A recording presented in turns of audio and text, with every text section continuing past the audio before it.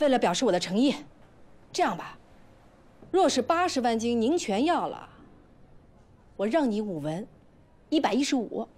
夫人，实在不好意思，这生意没法做了。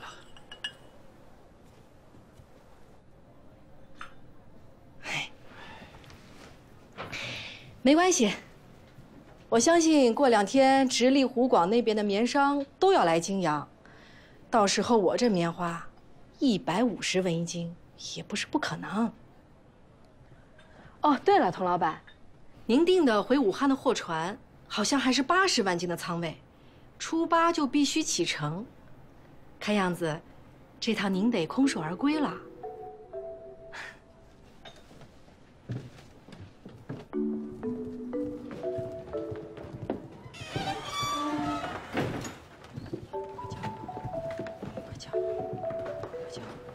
夫人，请留步。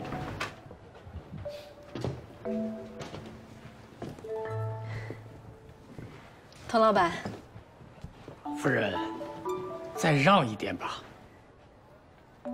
这样，那如果一手交钱一手交货，就110文。成。童老板，沈心怡，你怎么回到这儿来？我来是来跟童老板谈生意来了。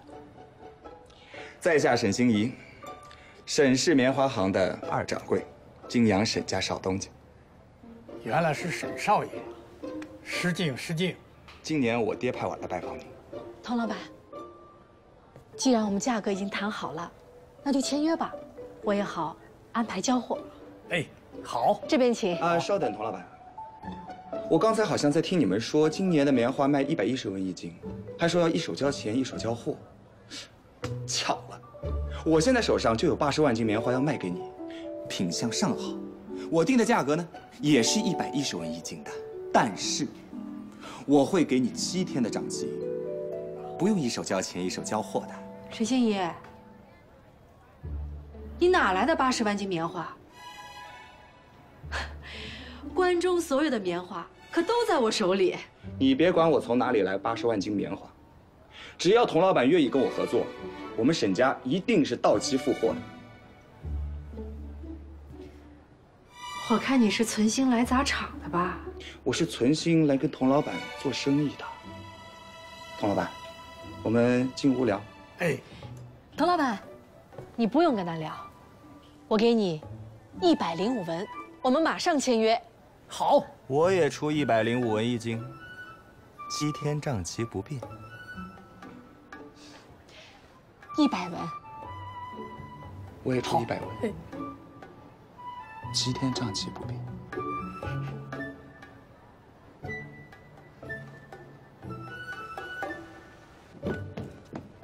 哎！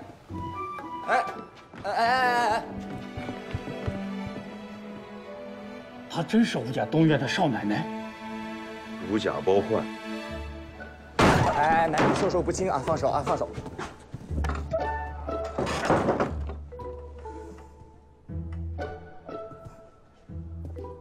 沈少爷，你想要干嘛？你不让我做成生意，我就不让你做成生意。你觉得你这招管用吗？目前看来挺管用的。大不了我这生意不做了，我让给你，我看你到时候拿什么交货。大不了我高价去汉中收货，我亏就亏点儿，但是我能看到你血本无归，我很开心啊。沈心怡，你真是损人不利己。我就这德行。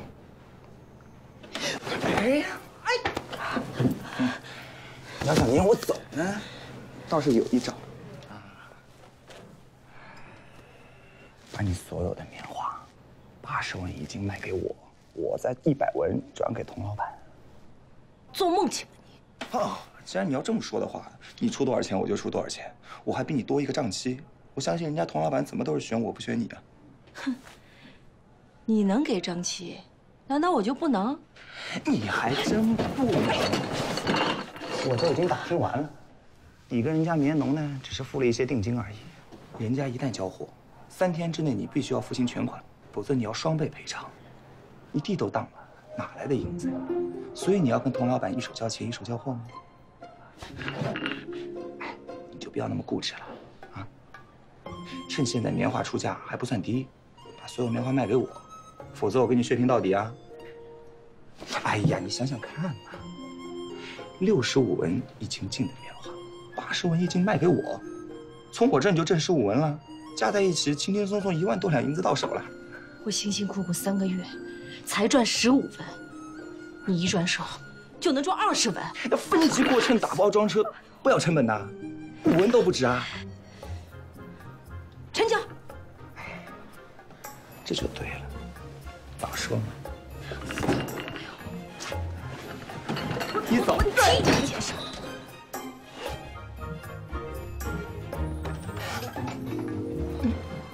你又踢我你！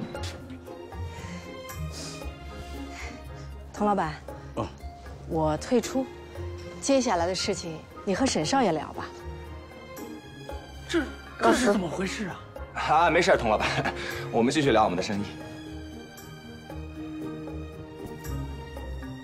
还没完呢。是还没完呢，我们还有个赌局呢。童老板，童老板，这位就是我们家少奶奶。童老板，在下童敬夫，昔年与吴平少爷曾就有过数面之缘，可惜天妒英才，敬志永绝。今日得见夫人，顿感欣慰。吴聘生前对童老板也是赞誉有加，称先生业商而无市井之气，讲义而不费力，实乃商界之效法之榜样。今日得缘一见，也是我的荣幸。哪里，夫人过奖了。在下志不足以全变，勇不足以决断，仁不能以取喻，将不能有所守，不过侥幸度日而已。先生上意。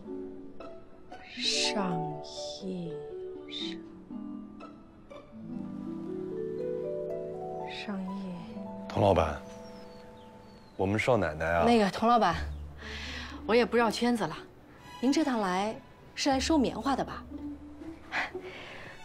关中所有的棉花现在都在我手上，只要童老板价格公道，我愿意全部出售。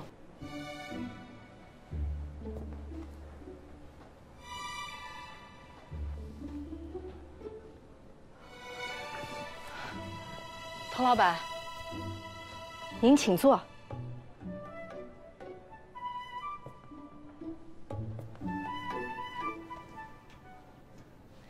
那个童老板，我正好带了些样品来，要不您先看看？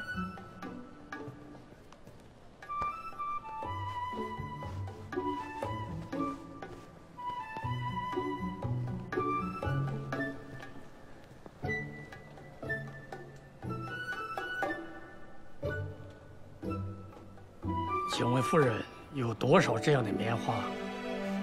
至少80万斤。太多了，我用不了这么多。那您要多少？最多20万斤。价格要是公道，我可以勉为其难，再多要20万斤。那童老板觉得什么价格算是公道呢？